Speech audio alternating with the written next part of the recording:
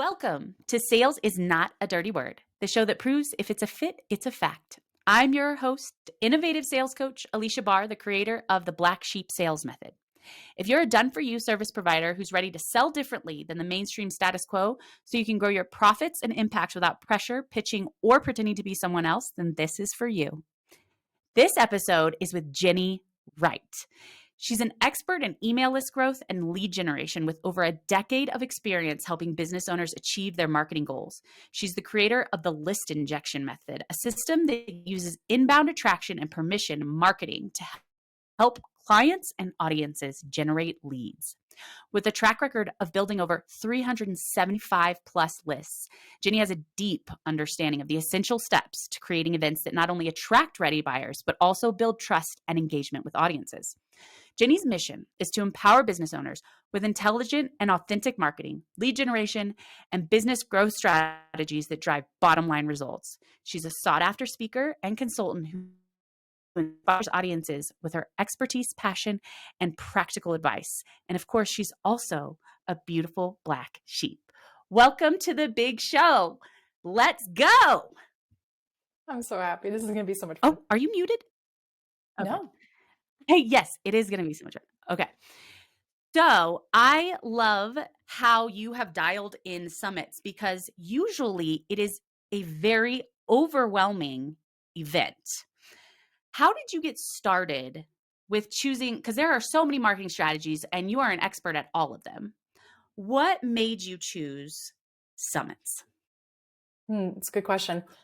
I think I chose summits because they create like a list injection, right? So everybody's trying to get really good quality leads. And I think that a lot of people approach marketing from a very broad perspective, like all the leads are good leads. I want all the leads. And a summit makes you focus in and niche in on the specific people that can be a potential lead, I think, more closely. And so I think you get better results overall.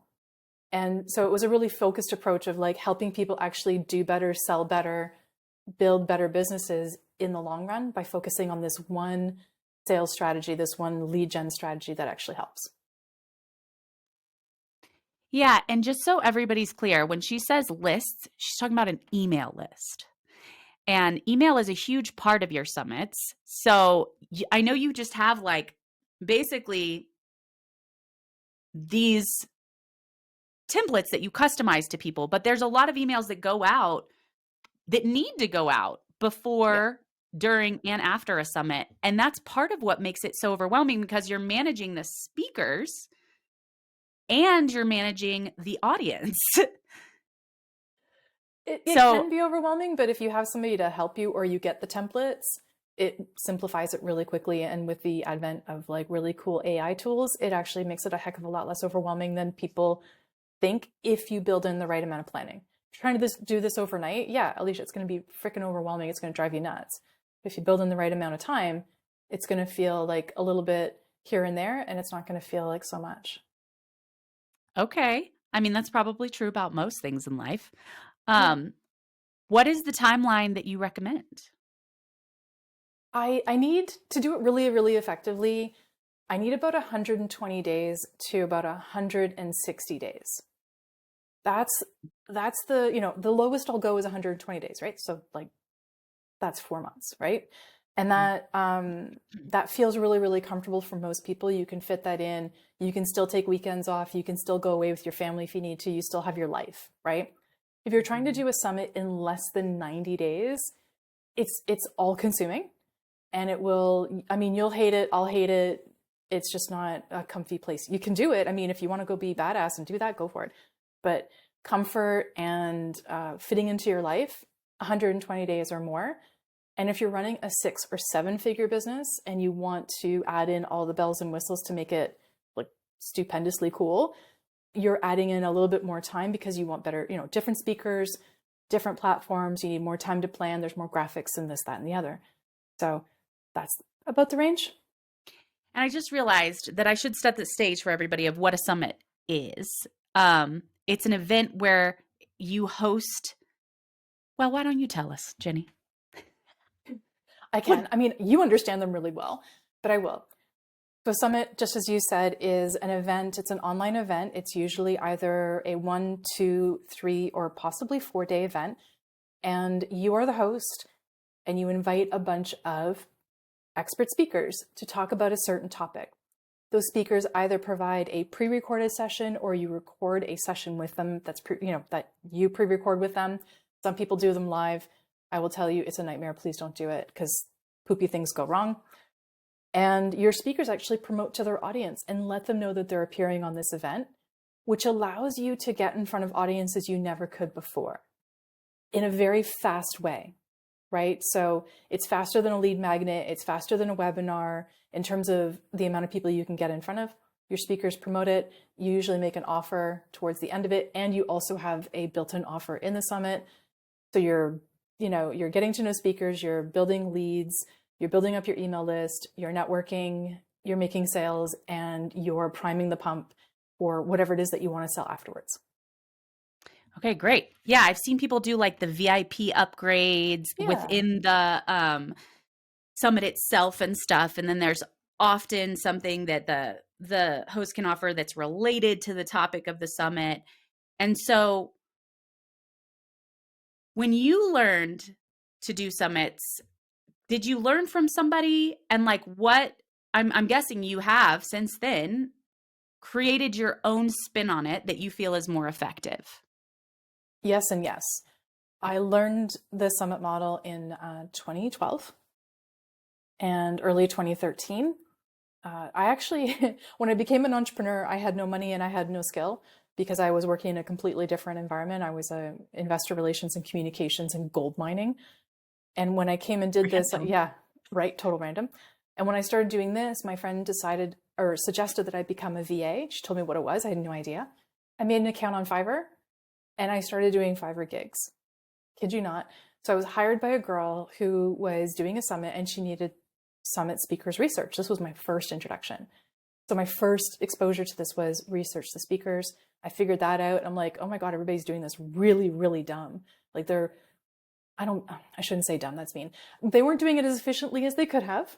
Mm-hmm. And so I figured that out. And then I figured out the rest of the summit and learned all the bits and pieces. And then I started offering it. So, but I didn't like the way they were being done because it used to be 21 speakers over 21 days. Aleasha, nobody does anything for 21 days anymore.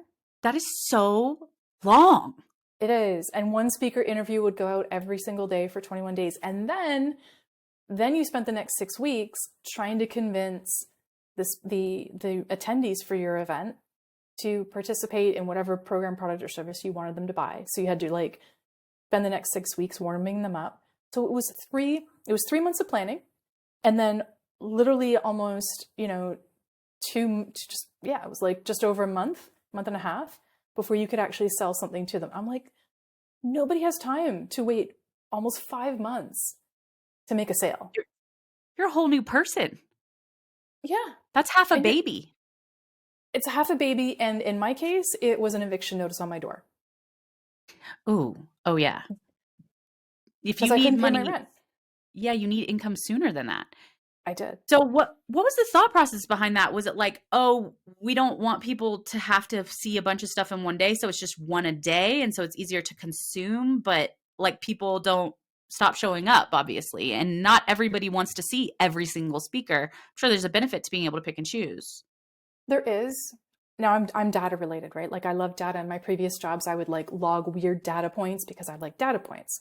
And so I started logging the data points in summits, and everybody was dropping off after day 12. And then after a little while, they were dropping off after day 10. And then it was day 7, and then it was day 5.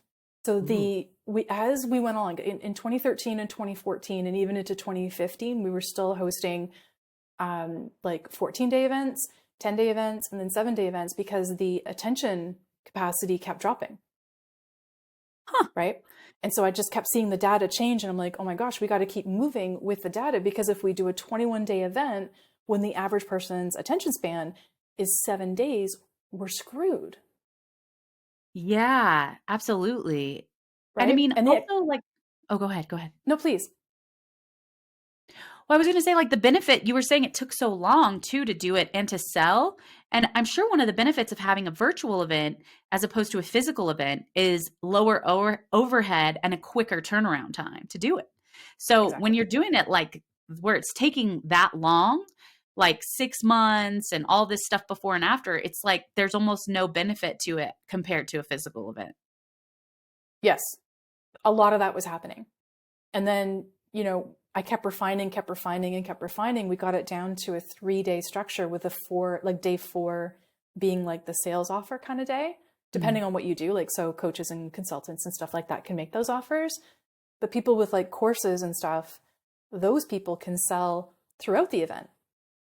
And so I actually found a way to add in, incorporate, sort of meld in people's offers right into those VIP packages you mentioned earlier. So we were getting, not only now were we getting the sales of those VIP packages, but now we were getting sales of the post-summit offer during the summit, right? And so this works for like people who have big conferences. We sell like seats to those conferences in the VIP package now. So if you have that, that works. If you have a $30,000 mastermind, we sell like a 10-day free exclusive trial of that, that mastermind. And so that can go in the VIP, and then you can offer that. So there's a myriad of different things that you can do to ensure the sale of the program, product, or service actually during the summit. And then you're reaping the rewards of that for months and months to come. And you still have a really you can tap into the rest of those leads who weren't taking the first offer. You can tap into those for like the next 6 months or 9 months until you do your next big list build event. That is so cool, because then essentially it's one event with enough leads for the entire year, but not in one fire hose, because if it comes in at once with a huge injection, it's like too overwhelming. So this is really nicely spaced out so that you can really make the most of each opportunity. Yes. And especially if you're doing your own sales calls, right? So if your clients have to do their own sales calls, the way you can spread it out after the summit really makes sense, because then you're not doing like 75 sales calls in the 10 days post-summit. You would be so exhausted. Aleasha, I did 98 sales calls in 14 days. I mean, there's just no way that you're quality on those calls. No, they weren't. So and this was years ago when I was trying out that method, because everything I try out, like everything I do on summits, I try it on myself first, see if it works. And then I implement it for my clients. Like, my clients are not the guinea pigs, I am. So I was like, this is BS. Like, I'm getting crappy leads. My entire calendar has been taken over for 98 calls, and I'm getting crap. And I'm getting no shows. You know what it's like. You talk about sales all the time. And it didn't feel aligned. So it needed to change. Yeah. I mean, that sounds like my personal hell, and I'm in sales. Okay. So we were talking about before the podcast that there is a common issue that a mistake they make with summits that you noticed that directly affected their sales. Can you share that with us? Absolutely. It's the transfer of credibility. So that's from your speakers who are going to promote the event and let people know that the event is happening and that they're going to be speaking on it. So their audience knows nothing about you. And in the previous way that I saw a lot of people doing it, the speakers only spoke about themselves. Hey, it's Jennie. I'm Imperium. I'm going to be on this event. Come check me out. My talk is about ABC and XYZ. It's going to rock. You can't miss it. And that was it. And that didn't talk about the fact that Aleasha was hosting it. It didn't talk about the fact that it was the black sheep method. It didn't talk like black sheep sales method. It didn't talk about anything. Didn't give any credibility to you as the host. And as a result, even during the summit, we had a really big issue of transferring credibility from the speaker to the host. And that means that the host has to do more work to do any kind of sales, right? And that was the big struggle. So we had to change that. And so, I developed this system where the transfer of credibility happens during the promotion and actually in the runway before promotion, where you do things with your speakers and the speakers do things with the host. So people in their audiences start to get to know them. Like, you really don't want to create whiplash. You know this. Like, you can't do something that people go, what the crap is happening? Who is this person that is suddenly in your network for like 2 weeks? And we hear everything about this, this project that you're doing. And then afterwards we hear nothing. So it's very disingenuous. It doesn't show any, it just shows that it's very transactional, and transactional people don't like transactional. They don't connect with it. They want real community and real relationships. So you've really got to do that in the event to create that transfer of credibility. Yeah, that makes so much sense. And I've been part of, for anyone listening, I've been part of some of the summits that Jennie is helping the hosts. And I've been part of summits where Jennie is not helping the hosts. And it's a very different experience. So I know as a speaker, there are these like speaker hosting calls that the host will have, and all the speakers will meet each other and also talk to the host and really like have a good time together. Because I mean, honestly, there's so many speakers a lot of times on these events that don't know each other, and it's hard for them to tell their audience why it's great to look at the event as a whole and not just their session. So it's nice to know who else is there, what they're about, and get to know the host better instead of just being like, oh, I'm taking, like I'm speaking, so I'm just going to take and promote my session and not say anything about the speaker or the host. So nobody knows who they are and why they matter. It's just all for me and none for them, which is just not cool. No, it sucks. It's really not cool. And it happens a lot. Like if you make a summit really transactional, just like a relationship, if you make a friendship transactional, when you need somebody and you need that person to kind of be there for you and help you and support you, they're not going to be, because they're not going to feel like there's any fairness. They're not going to feel like there's any love or appreciation or, any of that kind of stuff. So if you take it off the transactional wheel and you put it into the relationship building wheel, where you actually care about your speakers and you create that, sort of familiarity with them, they're going to feel a lot more aligned to actually promote and even do stuff with you afterwards. Like the summits that I like to build are the ones where the speakers are like, oh my gosh, these are really cool people. I think I want to do something with them. And then they have all the speakers on their podcast, which I think is fun. Or they do masterminds with them, or they create programs with them, or some of them even like meet in person. It's really cool. And I love when these kinds of things happen, because then you get to know people. I mean, that's what we're trying to do. We're trying to build these businesses, and you're far away from me, like geographically, but getting to know you a little bit when you've been on the summits that I've created or as a speaker on the ones that I host, that means that I know a little bit more about your life and I'm invested. And that way I can go like, hey, how's your baby doing? How's your life? How's this and that? You get the opportunity to know people as a human being. And I think everybody kind of craves that, because again, we're like, I'm sitting in my office, you're sitting in your office, and we can be in here 8 hours a day and not know anybody. Yeah, it sounds like there's such a shift from like other summits are just about getting the attendees' emails.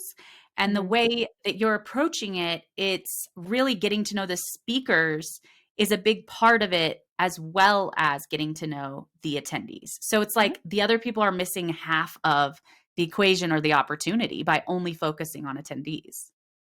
Correct. And as your speakers and you develop a relationship, guess what else happens naturally? You get referrals. They actually sell for you.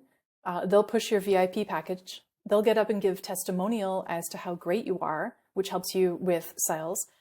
You'll actually have a better result with better attendees, because they'll promote better. Your speakers will actually talk differently about the summit than just copying and pasting the promotional materials that you give them.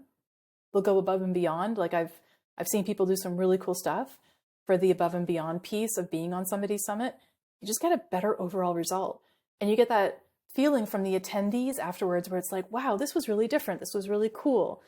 And people really have a better experience as an attendee, which means they find it more memorable, which means they find you more memorable, which means when they're thinking of a problem they're having and you have the right solution, you're the person they think of coming, going forward. Yeah, I mean, what you're talking about is just basically adding value. So anytime you add value and give instead of just take, the result is always so much better. And that applies to anything in life, especially sales. So what are the common surprises that when people undertake a summit, they're always like, oh, I didn't expect this? What are those? Good or bad?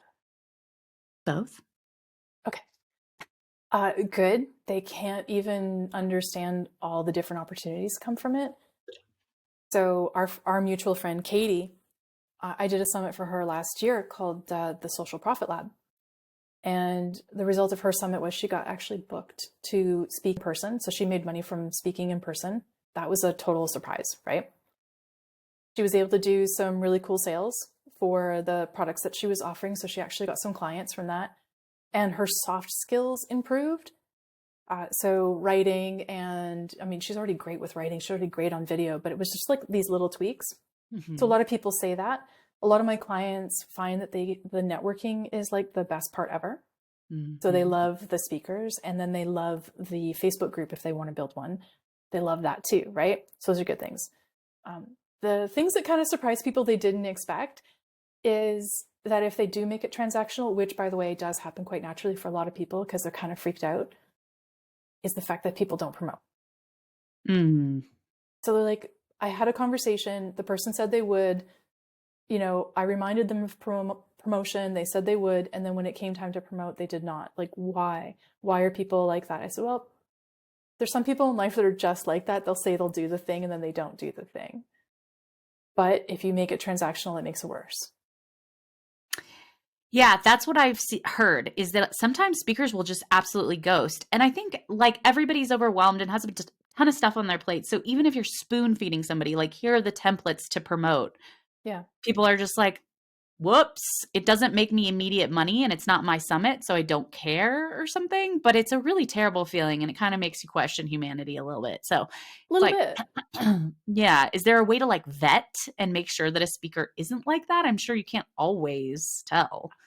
No, you can't always tell, but I've gotten it down to a process that means that out of a group of like 50 speakers, I mean, don't have 50 speakers on your summit unless you absolutely hire a team. But if you had 50 speakers, I can usually get that down to about 4 or 5. Whereas prior to that, if you had 50 speakers, it was probably about a quarter didn't promote. Right? Wow.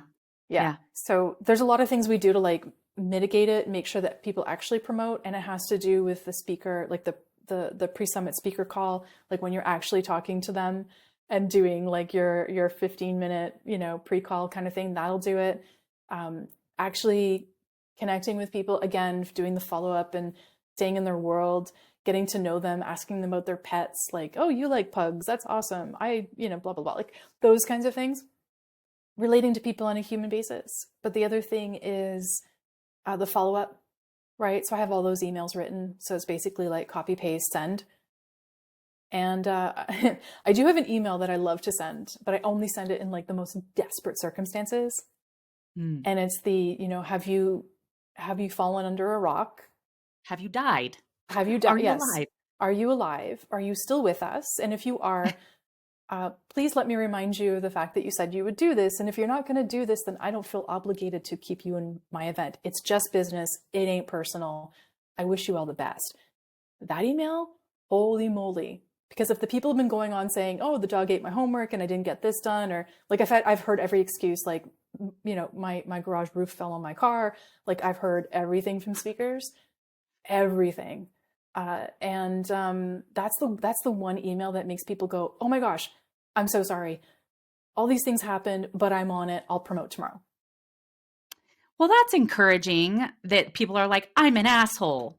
Maybe I should not be one. Like, it's great that, you know, it kind of puts the light on them and kind of makes people realize them go, oh crap, I really was being a jerk. And maybe I shouldn't be a jerk. And if I continue to be a jerk, there's circumstances for it. Like there's repercussions. She's going to take me off the event. I'm not going to get the exposure that I was hoping to get for no work. Yeah. Okay. Yeah. Well, you've been doing these for so long. I know that it probably varies, but what is the average amount of emails that someone can expect to get on their list? It varies so much. If I can give you a better answer, it would be you get more niche in leads than you would from pretty much any other list build opportunity, except bundle offers or giveaways. But I'd say the average person who is in the 5-figure space can probably bring in between 1,000 to 2,500 or more, depending on their ability, skill, and budget. The bigger businesses that have money they can put towards ads, and think about this, you're either depending on your ad budget and also your audience, you can be spending between $10 and $40 per lead on paid, but like paid ads for a summit. So do the math on how many leads you want to get, but you can get anywhere between, I don't know, again, you can have like 1,000, or you could have 5, 10, or even 15,000. Like I've done summits that have pulled in like 10K, 15K in registrants, but there's something behind that, right? So you have to have different levers at different levels. And one thing I will say is, don't think that the big speaker, the big guru, is going to get it for you, because they're not. Probably because they don't promote, really, huh? Yeah, they don't. So those people really, they protect their audience, right? And also, because they've got these huge lists, 30K, 150K, whatever size list they have, there's a lot of segmentation in there. And they've been around for a while too, probably. So what they did 5 years ago is not what they're doing now, but they still have people on that list that haven't unsubscribed. So they tell you they have 30,000 people, but the amount of people that are actually dialed in and could benefit from what you do is a lot less. Okay. Well, so it sounds so like you honestly do more than just marketing with the summit. You're helping with the business strategy behind it. So like, what offers are we going to include? When are we going to offer them? How does it relate to the topic? What you're going to do with the speakers, and like even designing offers specifically for this, which is incredibly valuable. And I don't think I don't think most summits people doing that are offering that level of strategy and advice, and it makes all the difference in somebody getting results. And you really can only offer that kind of advice after doing them for how many years is that? 12 years. Yeah. 12 years. Oh my gosh, Aleasha, that's a long time. Yeah, 12 years.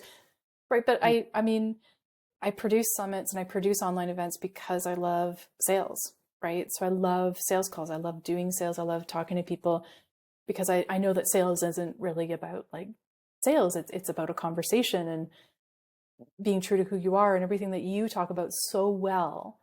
And when I got to see you speak in person, I was like transfixed, because you were so great about explaining the black sheep sales method and what it actually means.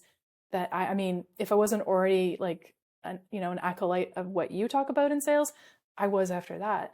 So yeah, it's about making sure that people understand that a summit has to revolve around a central point: program, product, service, offer. And then you build the summit out around it so that everything feels like in complete alignment. Because if it doesn't, what happens, right? If there's too many things going on, people get confused and stop. If it's not the right offer, but the summit was about, like, this happened. I had somebody come to me. They were a raw vegan food coach. And they did a summit where it was just all about food. And so they had, omnivores, carnivores, vegetarians, like everything. And so they built this big, beautiful list. They had amazing speakers. I mean, the speakers were like world known. They were just huge. And then they had this big, beautiful list, but it wasn't niched in. And after the event, they started making an offer for their raw vegan course. Yeah. And they lost more than half the registrants. Yeah, I mean, omnivores and carnivores are not trying to do veganism. No, especially the people, like, she had a huge paleo speaker. Yeah. And the paleo diet, right? And keto. She had huge keto people on there. And those people brought in the most amount of registrants, and they were the biggest amount of people that left. Because keto is like, unless you're doing vegan keto, but I mean, keto is high protein, high fat, low carb. Yeah. I mean, that's just a great example of, I mean, obviously, objectively looking from the outside, we can say, how could she think that? But this type of stuff happens all the time when you're too close to it. Yeah. So that is a good stopping point for us. And we've reached yet another episode of Sales is Not a Dirty Word. Thank you so much again, Jennie, for coming on the show and being our guest today. And can you tell everyone how they could find out more about you and how they could work with you? Yes, please. I really appreciate it. And this is fabulous. Thank you so much. I really appreciate it. So I just got my website redone. So go to jenniewright.com. It's Jennie spelled with an I-E. And if you want to find me on Instagram, that's the platform I'm mostly on there like quite a bit, or on Facebook. And again, it's on Instagram, it's Jennie L. Wright. So go and find me there and connect. And yeah, LinkedIn as well. But yeah, I'm the same name everywhere. So just go find me there. Yeah. And you guys definitely go check out Jennie, because she has this approach that's like, you don't need to do anything that you don't want to do. And there are lots of options that make it effective. And it's just great to have someone who has seen so many different variations and versions to really be able to offer something that is custom to whatever you need and feel good about without it overwhelming you. So definitely go check Jennie out. And this has been the Sales is Not a Dirty Word podcast, where we show you how to convert up to 80% of your sales meetings without paying, pitching, or pretending to be someone else. And thank you all for listening. We'll see you next time.